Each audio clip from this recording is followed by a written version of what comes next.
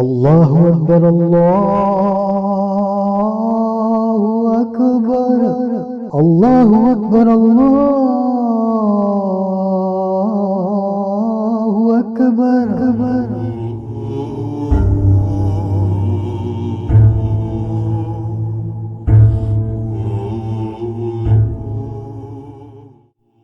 بالآخر 46 سال بعد اللہ اکبر کی آذانیں پھر گونجنے لگی۔ سلطان محمد فاتح کی عظیم فتح قسطنطنیہ کی ایک مرتبہ پھر ایمان سے بھرے ہوئے سینوں میں یاد تازہ ہو گئی۔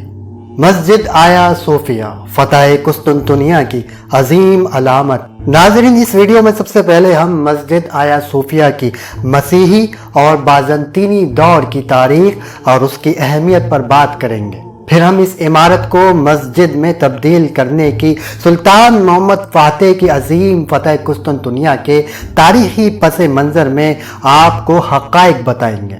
اور اس کے ساتھ ہی ایک نہایت اہم غلط فہمی اور پروپیگنڈا جو یہ پھیلایا جا رہا ہے کہ ترک مسلمانوں نے ایک چرچ کو مسجد بنا کر اسلامی تعلیمات کے خلاف عمل سر انجام دیا، اس پر بھی وضاحت کے ساتھ بات کی جائے گی، اور آخر میں اس کی تعمیراتی ساخت اور خوبصورت آرکیٹیکچر کے بارے میں آپ کو بتائیں گے۔ تو دوستو، یہ سب جاننے کے لیے ہمارے ساتھ شروع سے آخر تک اس ویڈیو میں جڑے رہیے گا تاکہ آپ کوئی بھی اہم معلومات مس نہ کر پائیں۔ ناظرین، ہمارے نبی کریم صلی اللہ تعالی علیہ وآلہ وسلم کی ولادت باسعادت سے کم و بیش 35 سال پہلے مسیحیوں کے دوسرے بڑے مذہبی گروہ آرتھوڈکس کلیسا سے تعلق رکھنے والوں نے 537 عیسوی میں ترکی کے یورپ والے حصے میں قائم شہر استنبول، جسے قسطنطنیہ کہا جاتا تھا، میں آیا صوفیہ چرچ، جسے یونانی زبان میں ہاگیا صوفیہ کہتے ہیں، کی تعمیر کی۔ اس وقت رومی بادشاہ جسٹینین اول کا عہد تھا اور اسی نے آیا صوفیہ کی تعمیر کروائی۔ اس دور میں مسیحی دنیا دو حصوں یعنی مغربی اور مشرقی سلطنت میں تقسیم تھی۔ مغربی سلطنت کا مرکز روم تھا، جس کا مذہبی پیشوا پاپ کہلاتا تھا، اور یہ رومن کیتھولک کلیسا فرقے سے تعلق رکھتے تھے، جبکہ مشرقی سلطنت کا مرکز استنبول تھا، جسے قسطنطنیہ کہتے تھے۔ اس کا مذہبی پیشوا پیٹریارک کہلاتا تھا، اور ان کا تعلق مسیحیوں کے دوسرے بڑے گروہ آرتھوڈکس کلیسا فرقے سے تعلق تھا، اور آیا صوفیہ چرچ آرتھوڈکس کلیسا فرقے کی ہی سب سے بڑی عبادت گاہ اور ان کا عالمی مرکز تھا۔ 6 صدی عیسوی میں اسلام کا سورج طلوع ہو چکا تھا۔ رسول اللہ صلی اللہ علیہ وآلہ وسلم نے صحابہ کرام رضی اللہ تعالی عنہم اجمعین کو قسطنطنیہ یعنی استنبول شہر کی فتح کی نہ صرف یہ کہ پیش گوئی فرمائی، بلکہ اس جنگ میں شامل مسلمان لشکر کو جنت کی بشارت بھی دی۔ چنانچہ یہی وجہ ہے کہ اس بشارت کو حاصل کرنے کے لیے عہد صحابہ ہی سے قسطنطنیہ فتح کرنے اور یہاں اسلام کا جھنڈا لہرانے کی کوشش شروع ہو چکی تھی، لیکن صدیوں تک اس میں کامیابی نہ مل سکی، اور بالآخر عظیم خلافت عثمانیہ کے دور میں سلطان محمد فاتح نے 1453 عیسوی میں قسطنطنیہ شہر کو فتح کر لیا اور بازنطینی سلطنت کا ہمیشہ ہمیشہ کے لیے خاتمہ کر دیا۔ فتح کے بعد کیونکہ مسلمانوں کے لیے کوئی باقاعدہ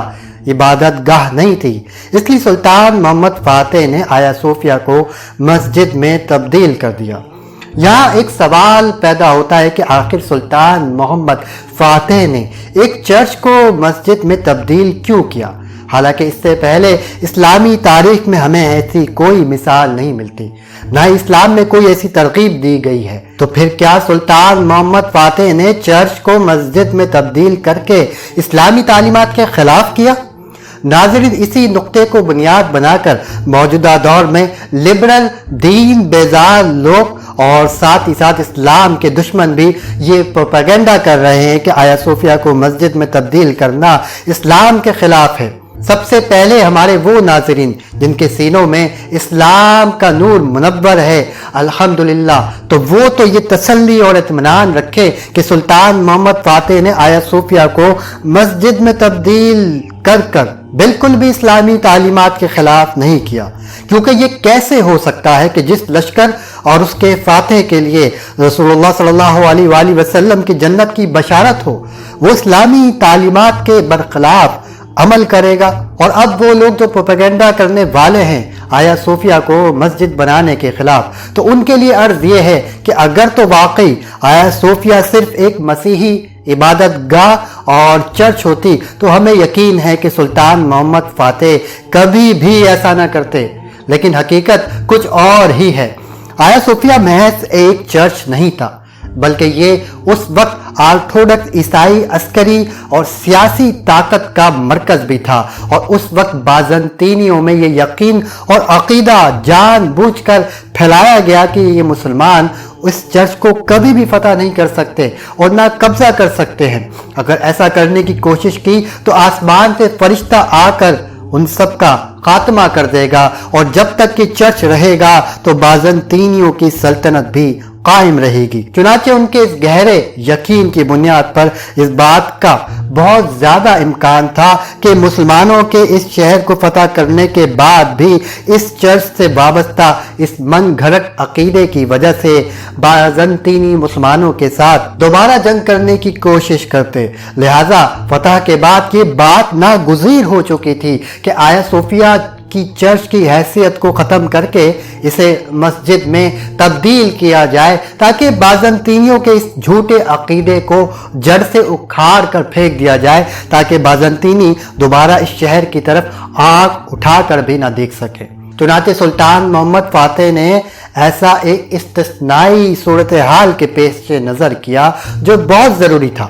اور حرف آخر یہ کہ میری ان لبرل اور دین بیزار اور خاص طور پر اسلام بیزار لوگوں سے یہ درخواست ہے کہ بجائے آپ آیا صوفیہ کے مسجد بنائے جانے پر واویلا اور شور مچانے کے، اندلس میں مسلمانوں کی ہزاروں مساجد کو چرچ بنانے اور بابری مسجد کو مندر بنائے جانے کی کوشش کرنے والوں کے خلاف آواز اٹھائے۔ لیکن ہمیں پتہ ہے کہ آپ لوگ ایسا نہیں کریں گے، کیونکہ آپ لوگوں کی دوڑیں کسی اور کے ہاتھوں میں ہیں۔ بہرحال ان تفصیلات کے بعد کم از کم تمام مسلمانوں کو کسی غلط فہمی یا پروپیگنڈا کا شکار نہیں ہونا چاہیے اور اپنے ایمان کو مضبوط رکھنا چاہیے۔ ناظرین، اب ذرا اس عظیم الشان مسجد آیا صوفیہ کے آرکیٹیکچر کے بارے میں بھی جان لیتے ہیں۔ آیا صوفیہ کے سامنے ایک خوبصورت گارڈن ہے، جس کے بعد آیا صوفیہ کا مرکزی دروازہ ہے۔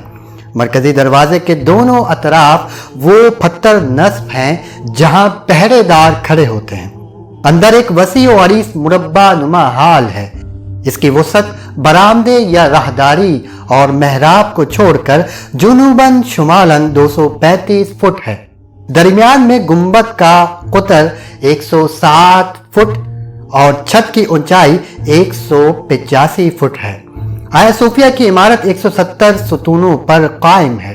چاروں کونوں پر مسلمانوں نے ڈھالوں پر انتہائی خوبصورت خطاطی میں اللہ عز و جل کا اسم ذاتی، رسول اللہ صلی اللہ علیہ وآلہ وسلم کا اسم مبارک، محمد، حضرت ابو بکر صدیق رضی اللہ تعالی عنہ کا مبارک نام، حضرت عمر رضی اللہ تعالی عنہ کا پیارا نام، حضرت عثمان غنی رضی اللہ تعالی عنہ کا نام مبارک، حضرت علی شیر خدا رضی اللہ تعالی عنہ کا خوبصورت نام، اور حضرات حسن حسین رضی اللہ تعالی عنہم اجمعین کے اسماء مبارکہ نہایت خوشخط لکھ کر لگائے ہوئے ہیں، جو آیا صوفیہ کی خوبصورتی میں مزید 4 چاند لگانے کا باعث ہیں۔ اوپر چھت کی طرف بڑے بڑے خوبصورت روشن دان بنے ہوئے ہیں۔ پوری عمارت سنگ مرمر سے بنائی گئی ہے۔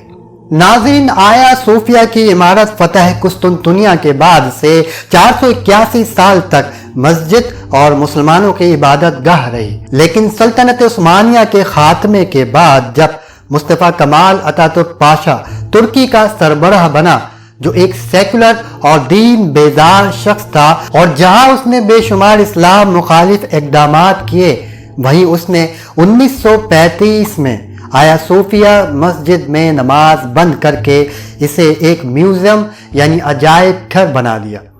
31 مئی 2014 کو ترکی میں نوجوانان اناطولیہ نامی ایک تنظیم نے مسجد کے میدان میں فجر کی نماز کی مہم چلائی، جو آیا صوفیہ کی مسجد بحالی کے مطالبے پر مبنی تھی۔ اس تنظیم کا کہنا تھا کہ انہوں نے 1.5 کروڑ لوگوں کے تائیدی دستخطوں کو جمع کر لیا ہے، لیکن اس وقت کے وزیر اعظم کے مشیر نے بیان دیا تھا کہ ابھی آیا صوفیہ کو مسجد میں بحال کرنے کا کوئی ارادہ نہیں ہے، اور اب الحمدللہ 10 جولائی 2020 کو ترکی کی عدالت عظمیٰ نے آیا صوفیہ کو مسجد میں تبدیل کرنے کی قرارداد کو منظوری دے دی اور عجائب گھر کی حیثیت منسوخ کر کے سرکاری طور پر مسجد بحالی کا فیصلہ صادر کر دیا۔ بعد ازاں ترکی کے صدر رجب طیب اردوغان نے آیا صوفیہ کی مسجد بحالی کے فیصلے پر دستخط کیے، اور اس کے بعد سینکڑوں سال بعد اس میں ایک بار پھر اللہ اکبر کی آذانیں گونجنے لگی۔ طیب اردوغان نے مسجد کی بحالی کے بعد بذات خود پہلا جمعہ اس مسجد میں نہ صرف ادا کیا بلکہ رکت انگیز انداز میں قرآن پاک کی قرات کا شرف بھی حاصل کیا۔